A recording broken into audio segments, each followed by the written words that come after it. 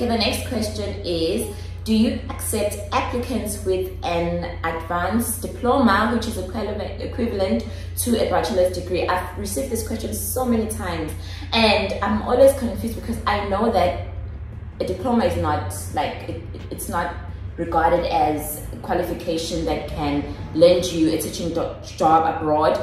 But I know that if you do an advanced diploma, it's equivalent to a bachelor's degree. So do you accept those applicants? In Taiwan, if you are applying to a public school position, in South Africa, the South African Council of Education says, so if you have say, that means you 100% are qualified for Taiwan.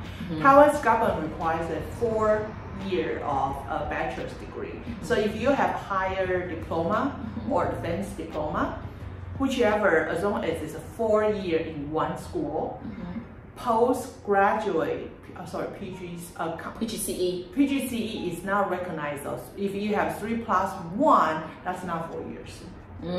So if your advanced diploma is 4 years, sure. If your school is being merged by any other universities, sure, we don't care, as long as your school is being, we can find the old record. We have a bunch of South African teachers whose university has been merged, and we still get them work permit and found them jobs. It's not the problem of if your school has been or advanced diploma or anything. As long as you have a 4-year degree, that's fine. Even though your degree doesn't say diploma, doesn't say bachelor, that's okay. We are not China. China has more strict. If you don't have a picture on the China's diploma, you apply to China, they don't accept it. But we also have another system other than public school, is a Korean schools. We call that language centers, like Chinese say language centers. Those only requires a 2-year minimum degree. So if you have a 2-year diploma, so if you have a 2-year diploma plus a teaching English certificate, any kind of a TEFL, any kind of organization can issue one. Not all of them, but a legitimate one. So the 2-year diploma plus 1 year plus a TEFL, you can qualify for the language centers. At the primary schools. Yes. Okay. I think that we also at public schools, there's a list of Ministry of Education. They have their schools list. So if your schools your university is on the list, then you're qualified for a teaching a work permit in Taiwan. But if your school is not on the list of the Ministry of Education's list, we have another list. It's for language centers. There's a lot of vocational schools in South Africa. They can also get the degree notarized through higher degree. Through 3 different agencies. The last agency is Taipei Economic and Cultural Office, TECO. So we will be able to apply for the work permit at the Korean schools. So there are 2 different ways. Okay, so it's possible. It's worth giving it a try. I am going to link the links below so you guys can go on the link and see if your university or college qualifies you to get a work permit in Taiwan. Okay, the next question is, how does the agency decide which candidate is best suitable for which city or school? I'm asking this question because for my application specifically, I feel like it took so long for you to find me a school, even though I knew I qualified and I was so sure it was going to take me like hours to get a school. But for some odd reason, it took some time, and I thought maybe you decided specifically that you want to take me to a specific environment or area or school, or does it not matter? Like, how do you guys decide? It's not about qualifications, about your specialties and what kind of positions we have at the moment. And we know that, and we will ask you, when do you plan to come? If you plan to come, say, the fall semester, the new school year, then sure, we'll put that there, and we'll look at the positions there at the time, then we'll apply them for you, and we'll send you the contract. We decide based on the opening and the interview. We have the teacher. We get a feeling that if the teacher is the material for Hsinchu County, if the teacher is for Taoyuan, or the teacher loves the very hot weather, so we will send them to the south. And if the teacher, believe that he or she deserves more money, then they want to go to the county that recognizes all the public school teaching experience as a public school teacher, then we will put it on the county that recognizes that. So it's basically review all your documents, your videos, your teaching videos, and we will send your video to be reviewed by the county. If they accept you, and we'll say, oh, congratulations, you have the job. And if you decline, then we will find you a different job based on that. Okay, just to quickly have a follow-up question. So right now, because I'm already here in Taiwan and obviously I'm still under my current contract, does it mean that if I now want to change to a different city, do I still have to produce a new interview or teaching demo or video? Or do you guys recommend or say, okay, this is our maybe teacher, we know him or we know her and we know she's going to do the job, or do I still have to go through the entire process? It depends on where you plan to go next. Okay. If you plan to go to a county which has a very high bar of video demonstration, teaching demonstration, then your old demonstration that we have is not there yet. So we will suggest you do another one. But we don't need to go through interviews with us anymore because we are already in our database. If you plan to go somewhere and we have jobs there, then we'll definitely let you have that. Oh yeah, this teacher is great, but the school, the new school might want to have an interview with you. Okay. So, but you won't need to go through another interview within the school. Oh, okay, thank you so much. Right, the next question. In a case where someone is not a native speaker but has teaching experience in Asia, would you consider that applicant? Sure. Being a native English speaker or non-native speaker basically is about how you speak. We can quickly determine if you are or you're not. So a native speaker it's much easier for them to speak English than any other language that's a native English speaker because that's your first language. Sure. Yeah. So if you are a non-native speaker but your English level is really great, then you have no problem speaking English in any, even if you just woke up in the morning, you can speak English like that. That's totally fine. Oh, that's totally fine. We have a few candidates who are dual citizen, like they are American and Taiwanese, and then they have the teaching license, and they can speak Chinese fluently and English fluently. Maybe their Chinese is slightly better than the English, but it doesn't matter to the school. Because they can still teach in English or communicate in English. So the problem, the biggest the key word is you need to be able to teach in English. Okay, so have the ability to teach in English. Okay. The next question is, can a candidate choose to teach any grade that they are comfortable with? And if they have an FET qualification, just like me, is it possible for them to teach at elementary school? Definitely. There are still more elementary school positions than junior highs or senior highs, because there are more elementary schools basically anywhere in the country than higher levels. If you just want to teach elementary school, in the interview you let us know, we'll only send you elementary school positions. However, there are sometimes in some counties, the English level is really low. So even though their physical age is there, but their mental age or English ability is not there. So we will provide that information to the teacher and they have the teacher decide if they want to accept the job or not. I actually think I miss teaching elementary school. So that's where I'm headed. I'm thinking I might consider going back to and the next question, how long can one wait until they retrieve their flight reimbursement? I think according to the contract you sign, most contracts give you 3 months. Some contracts give it back to you right away. Some countries take 6 months. So really, yeah, 6 months. Some countries take longer. Yeah, but it depends on the country you signed. Okay, so depending on the contracts you sign, you would know. Okay, the next question is, what is the process after getting a PCC, which is the police clearance certificate? Do South Africans also need to verify their qualifications? No. If you are from South Africa, your degree is from South Africa, and your university is on the list of Ministry of Education of Taiwan, you don't need to authenticate anything. Okay. Unless your school is not on the list of Ministry of Education and you're applying for cram school, then you have to authenticate that. Other than that, you don't need to. Example, UNISA?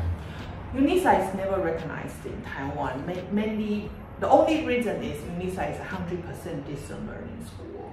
Taiwan Taiwan only accept people whose universities are at least 50% of credits are done in contact learning. So whoever send UNISA, we just tell them, I'm sorry, we cannot. We recommend China. China accept UNISA. Oh, really? Yes. So you guys, if you have a UNISA qualification, you can apply to go teach in China. Okay. The next question, how long does it currently take for the work permits to be issued? It doesn't have, for public schools, they don't really tell you how long. They normally tell you about 2 weeks. So depending on the loading they have. So it could be from 1 week to 3 weeks. But if you are applying for a cram school, their bar is 2 weeks. They must give it to you in 2 weeks. Otherwise, they'll be late. Yeah, the government employees will be late. That's why we're smiling, because we're happy that they're late. Yeah.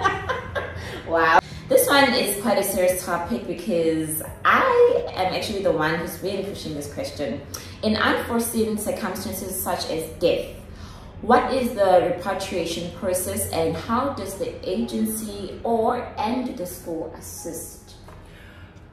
If somebody unfortunately accident happened and died, and we will contact their family. That's why we need the teacher to sign the agency contract, give us the contact information of their family member.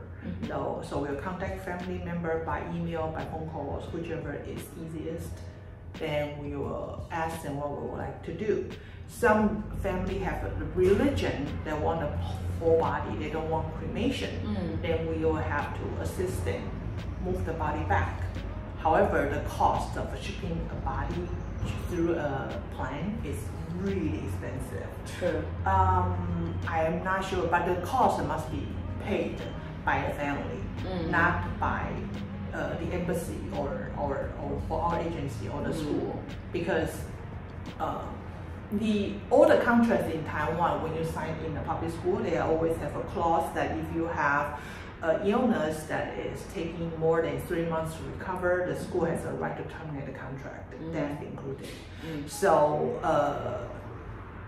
the school just, they don't have the budget to deal with stuff like that, none is our agency. So if you accept cremation, and we will accept anything possible, we will help the family member to cremate it without having to have family member come to Taiwan to sign. To confirm. Yeah, because I think when we had such discussions, especially with my family, my grandmother was like, I would have to come there to confirm because mistakes happen. And in that case, what if, would it be possible for then maybe the agency or the embassy to assist, because I believe that should be less costly if it's cremation? Would they be able to say, okay, whichever family member is coming, we can help with the cost? Because death is uncertain, like it just happens, you know, when no one has planned for it. So would it be possible? Yeah, sure. We will help with all the procedures. Yeah, we actually deal with some people who actually committed suicide. Yeah, it was very sad, but we have to help them to deal with that as well. Yeah. So it's possible, you guys, but please also find other ways to make sure that you are sorted out, like life insurance, life cover. Also, just save money so that should those things happen, because we never know what's going to happen, God forbid, but have money for your family to be assisted as well? Oh, I have another note. In Taiwan, any person who works here has labor insurance. When the person who are insured dies, then the insurance pays the next of kin 6 months of the insured amount to deal with the grievance and funeral and everything. So that is also applicable, and you will get that money. It's like insurance money, but you'll get it afterwards. Oh yes, because I've seen in my payslip that we pay for labor insurance. Yes. Oh. Yeah. You pay like 30%, and the school pays 70%. Okay. So guys, be informed. Keep in mind, you heard all the information from the horse's mouth. Okay, let's move on to the next question. What is the current process and requirements for applicants who have dependents? Example, children and spouses. Sure, it's quite easy. I know there's a lot of South African females want to bring their children to come to Taiwan with them. So basically, the embassy will accept to us or notarize your birth certificate, your children's birth certificate, not yours. Your children's birth certificate if you have the same surname. The problem is that if your children are really young and you come here first, then who is gonna bring them here? So unless if you travel home and then come back with that's them. another way, but it costs money, right? So some people are thinking, I have a few geniuses like in our group, they ask if another South African are coming, and then they send their children to them and have and the one is actually very unfortunate. This very generous teacher brought the children, the little girl with her, but little girl got COVID. So she got infected by the little girl. Oh my God. And they're not even related. But she was so generous, she said that I will do everything possible to take care of the little girl. So when the little girl was out of quarantine and she's out of quarantine, and the mother, I don't know what kind of gift she gave her, but anyway, it was very lovely and everybody was happy, and the mother was very happy. So it's very important to show kindness, because when everyone is going through this process of trying to figure things out, we are just all in a journey of helping each other from this side and also from the other side, especially when it comes to trying to make sure that everyone meets maybe a specific goal. So yeah, guys, be kind, help each other. If you know someone who wants to send their child with you, if you can, please help. Oh, sorry, I didn't finish what you were asking about the notarization of the papers. If your children and your doesn't have the same surname and the father is on the birth certificate, then you have to have the father sign something, and you need to contact the TIC office for that more information, because they are the one notarizing the papers for you. So and please use the unabridged birth certificate, not the abridged one. Abridged one will not be accepted. Oh, unabridged, guys. Unabridged, yeah. And also the marriage certificate, the marriage certificate is also very easy. All you need to do is just notarize that, and your spouse can apply with your work permit and your ARC. So if you are in Taiwan and your spouse is doing the paperwork in South Africa, then you will need to mail your ARC back to them. Oh. Or original card. Oh. Yeah. Or you can notarize the ARC and send the notarized copy back to them. But I think that it's okay for now to have your ARC for a couple of weeks. You know? True. Especially because it's easy to get a new ARC here in Taiwan. So yeah. So you send it to them and then apply through the agency, they got a visa, and then they come to Taiwan and give you back your ARC, because the ARC is your national ID here. Yes. You also still have your passport, so it's okay. Yeah, but it's very important. Like, I don't know, with me, I always carry my ARC, because I feel like even in cases where I think I'm getting lost, I can just take it out and be like, this is who I am. Please help me. They'll be able to see my address and even be able to assist me should I be in any case of emergency. Okay, the next question, because people react differently to change and trauma, how can the agency or the schools assist teachers who struggle with mental health? We dealt with a few candidates, not candidates, the few teachers. I remember vividly one most recent one, actually three, three cases.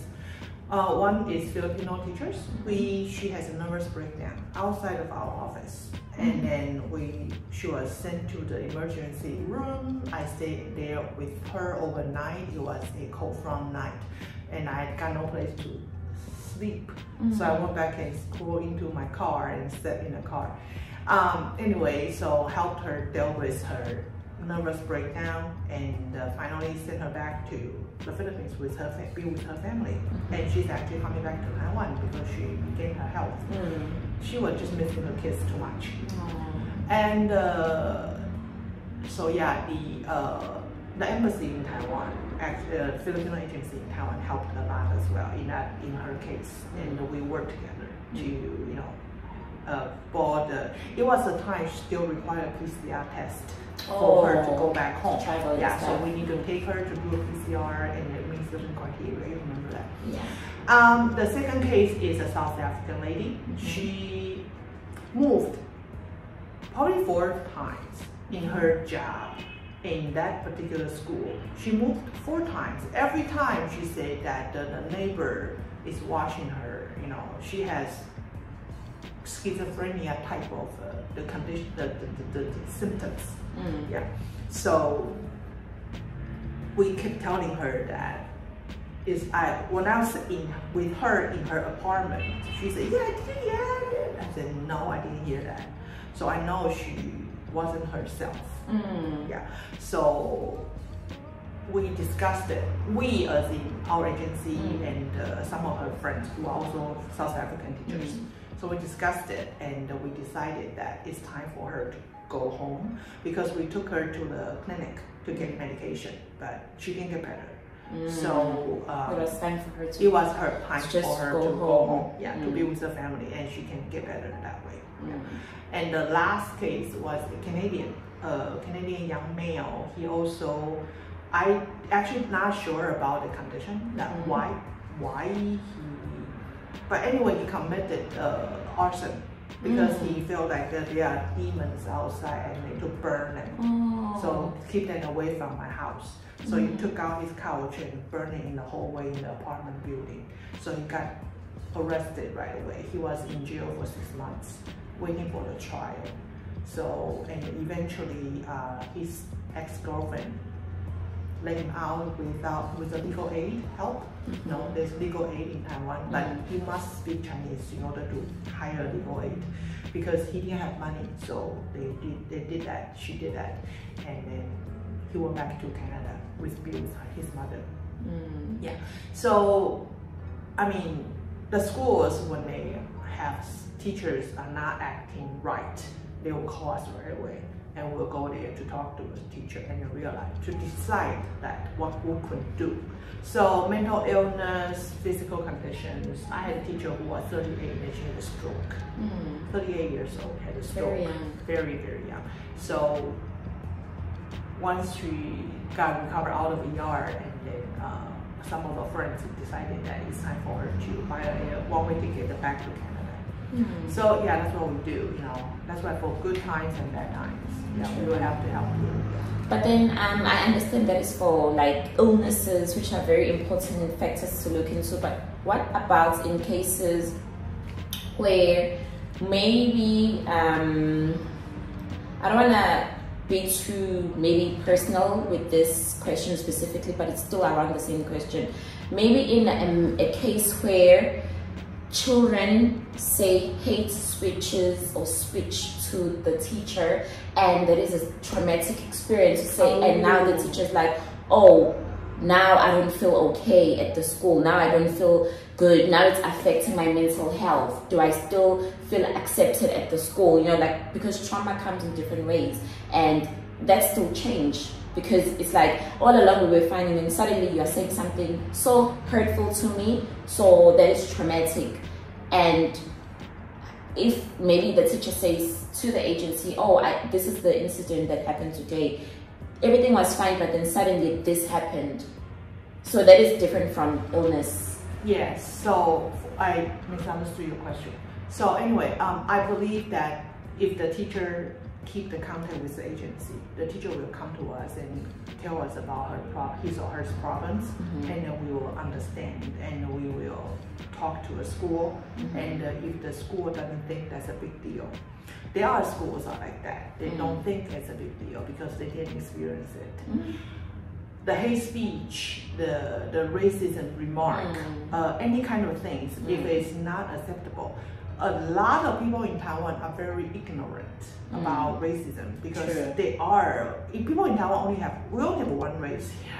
So people don't have to deal with that. People think they understand. Taiwanese think they understand, but they don't. They don't understand the hatred or the differences between different races, and they don't understand the conflicts. They don't understand why would that be.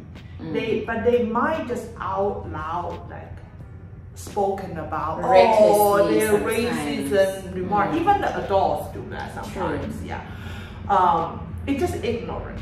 You know, we need to educate these people that there are people from different side of the world look differently, different than you. Then you just have to accept that. Or if you don't accept that, it's okay. But if it's a professional place, everybody have to act professionally. Sure. Yeah. So in that case, I actually recently discovered, learned from one of the teachers who applied to us. He said that his students have the racism, watch the racist DVDs in his class, and it's not one time, it's multiple times. So he actually resigned.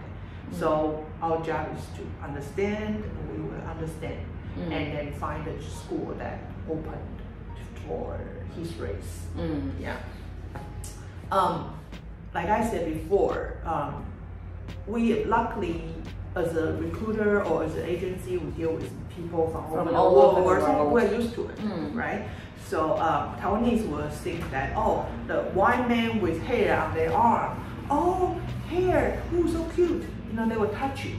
And a black woman with the weave, yeah, and they want to touch it. They will say, why is your hair like that? Why is your hair so curly? Yeah, it's different, and then some teachers will be okay with that for the kids, but some are offended.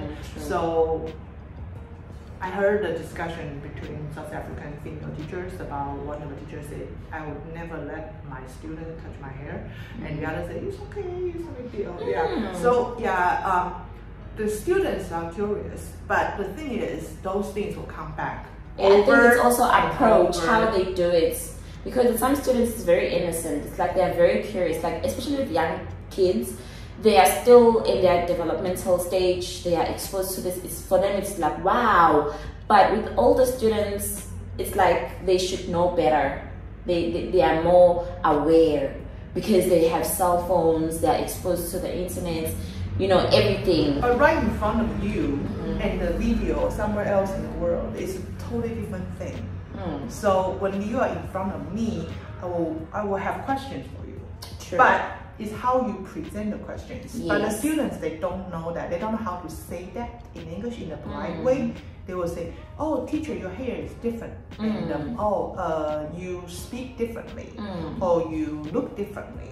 And a lot of men are insulted by Taiwanese because their size are bigger. They say, oh, you're fat, you're fat, you're fat. The students, I always have to teach my students, chubby, not fat, because they also say that to each other. Oh, teacher, look at him, he's so fat. We say chubby, and we understand because they're still kids. But that's why we are here, to teach them the right thing to do. A lot of times because they don't know any other word to describe themselves. Just like say they don't know the word chubby. They only say fat because they only say fat, you know, or they say not thin. And that's actually it's good, you know. They try. Yeah. Like I said, a lot of times, how you take it, how do you take those comments? If you are less open-minded and you'll feel like offended all the time, but a lot of times it's just curiosity. Yeah. So, but it's our responsibility as an agency to, you know, educate as many schools as possible. Yeah. Okay. Okay, the next question, we are almost done. In a rare case of urgency, or if a teacher or the school is really unhappy with the arrangement of employment, what are the steps to be taken to resolve the issue or the issues? We have a very clear flow chart for that. So if the teacher or is mutual has a problem with the school, we'll hear from the school, we'll hear from the teacher, and we will have the coordinator, that's their job, to go to the school to listen, to understand both parties. Yeah, and if it's necessary, we can understand the source and solve the problems. If it's more complicated or is unresolvable, then they will have to have a meeting to decide that when they'll have to terminate the contract early. Yeah. Like I said, the contract you sign normally has a 1 month notice. You have to serve 1 month notice. Even the school have to give you a 1 month notice too. If they fail to give you a 1 month notice, they can also, now in the contract you sign, if you don't serve a 1 month notice, you need to pay them a month's salary. So the school have to do the same to you, which is equal right. So the coordinator job, including myself, we participate in the school's operation on a daily basis to maintain the teaching and the education quality, to make sure that everybody works happily. Yeah. So yeah. So as I said, we follow chart. Yes, no. Okay, thank you so much for that. And the bonus question, what advice or motivation would you give to anyone or someone who would like to come and teach in Taiwan? I mentioned that a few times already. You need to keep an open mind. Taiwanese, a lot of them are extremely hospitable. I'm sure that once you're here and if you do your research, you'll hear tons of people talking about how they were deeply touched by the hospitality of Taiwanese. And they will do everything for you. They will treat you like their family. And it's unlike all the other countries in the world, this is very rare. But in that way that foreigners should not abuse that. You need to respect it and have the mutual respect. So Taiwanese will always want to help foreigners more. Taiwanese are extremely honest, so and they don't. It's a very, very low crime. And a single female doesn't need to be worried about walking there late at night on a dark alley. It's very, very safe. Yeah, myself included, work at night all the time, and I don't need to worry about anything. Don't get into trouble by going to those complicated places that you know you might cause trouble. So avoid trouble. Avoid trouble. Yeah, and don't provoke them. Say honk, unnecessary honking, or unnecessary long honking. It's like that's provocation. Or give them a finger, which is also a big no-no. A big no-no here. As I said, a lot of the Taiwanese, they never met a foreigner.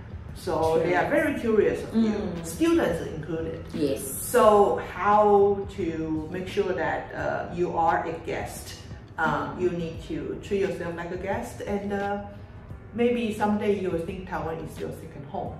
A lot of people they end up thinking like that. Yeah, a lot of people told me that story as well. Yeah. Okay, thank you so much, Sandra, for your time, and you guys heard everything. I am going to divide this video into 2 parts. So I hope you guys really enjoyed this video, and I hope all the information was very helpful to you guys. And please, if you missed any question, go back, watch the video again, listen carefully. And then if you have more questions, please send them through or leave them in the comment section down below. We do appreciate your time, and thank you for watching till this far. We will see you guys on my next video. Goodbye. Bye.